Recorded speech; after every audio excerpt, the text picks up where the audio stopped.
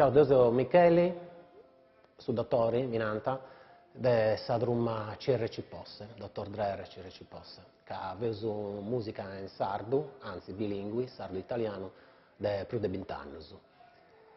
E essendo che ho stati convidati a questa festa, ho cantato, ascoltato e ragionato di lingua sarda in sa cultura, in sa musica, in sa tradizioni e pure in sa musica di oggi, questa moderna. Io sono appassionato di poesia sarda, da ascolto da sempre e faccio vinza musica, sono conosciuto anche in zona nostra, sono conosciuto poi gusto. Tutti antinao esiste una relata tra una e l'altra, è interregionale pizzo di gusto di penso, come tengo chilo o in prazza, che non esiste una relata, poi appunto cultura popolari che esiste una che viene da questa parte del mondo, una che invece tiene i regioni, noi fotti, una dei prende più manna che tiene su questa cultura nostra,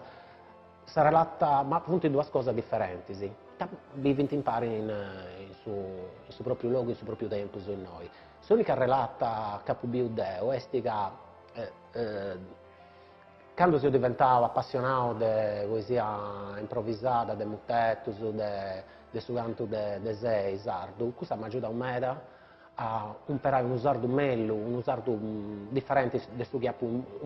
ho sempre imparato deo, che ho di Castello, mancai babbo e mamma si hanno di Bidasa, ha per esempio imparato mera slang su Castellaio, non questo antico ma questo moderno. E questa serata prumana che potento Deo, su regalo che mi ha fatto essere appassionato di questa poesia, è poni che l'incuno vuedo e che l'incuno frasia melluso in sa canzone nostra, e da vai a ascoltare sia dai giovani e sia dai spicciocchetti che si ascoltano. Per questo do grazie a questa poesia improvvisata campidanese.